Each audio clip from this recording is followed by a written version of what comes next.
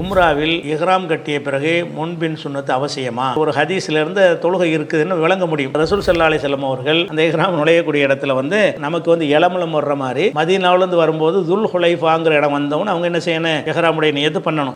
அதுக்கு பிறகு வாதுல் அக்கைக்குன்னு பேர். அந்த இடத்துக்கு ரசூல்லா வந்த உடனே ரசூல்லா சொல்றாங்க, என்னிடத்துல ஒரு இறைவனிடமிருந்து வந்தார், அதாவது வானவர் வந்தார்னு அர்த்தம். இந்த பரக்கத்தான பள்ளத்தாக்கில் நீ தொழுவாயாக என்று சொல்லிவிட்டு ஹஜ்ஜோடு சேர்த்து உம்ரா என்று சொல்வீராக, ரெண்டுக்கு சேர்த்து சொல்வீராக அந்த ஒருத்தர் மலக்கு எனக்கு சொன்னார் என்று ரசூலுல்லாஹ் சொல்றாங்க. அப்ப இந்த இஹ்ராம்ங்கிற முடிவு எடுக்கும் போது தொழுவீராக, மொட்டையா தொழுவீராகன்னு வருது, 2 ரக்காத்து குறைஞ்சபட்சம் 2 ரக்காத்து தொழுவீராகன்னு வருது. அப்ப இஹ்ராமுக்கு முன்னாடி 2 ரக்காத்தை தொழுது கொள்வது என்ன, தொழுதுட்டு தான் உம்ரத்தன் ஹஜ்ஜன்னு சொல்லப்படுது. இஹ்ராமுக்கு பிறகு 2 ரக்காத்து இல்ல, இஹ்ராமுக்கு முந்தி இஹ்ராமுக்கு அந்த இடத்து எப்ப எலமுலம்ங்கிற இடத்தை அடைஞ்சிட்டீங்களோ அந்த இடம் வந்தவன என்ன செய்யணும்? 2 ரக்காத் தொழுது விட்டு அப்ப லப்பைக்க ஹஜ்ஜன் உம்ரத்தன் அல்ல ஹஜ்ஜத்துன் ஹஜ்ஜுன் ஃபி உம்ரத்தின் அப்படி என்ன சொல்லிக்கிறணும். அப்படி சொன்னார்கள் என்று புகாரில் 1534 ஹதீஸில் வருகிறது.